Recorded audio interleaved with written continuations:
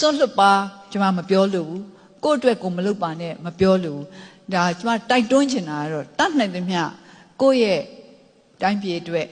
ကိုယ့်ရဲ့အရင်တုန်းကတူတူပေါက်ဖွာလာတဲ့ပြည်သူပြည်သားတွေအတူဖြောက်ထားတဲ့ပြည်သူပြည်သားတွေအတွက်တတ်နိုင်သမျှ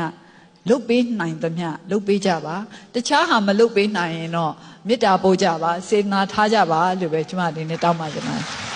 အဲ့တော့လူတိုင်းဟာမလုတ်ပေးနိုင်ဘူးဆိုတာမရှိပါဘူးအနည်းလေးတော့လုတ်ပေးနိုင်ပါတယ်ပို့ပြီးတော့လုတ်နိုင်တဲ့လူက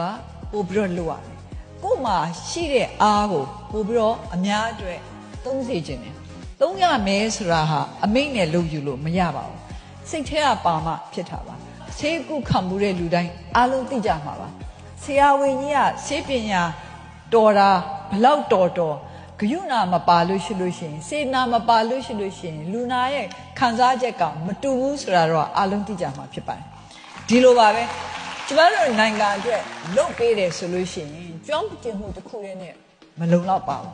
စေနာရှိရမယ်မေတ္တာရှိရမယ်ကိုယ်နိုင်ငံကိုတိုးတက်စေခြင်းနဲ့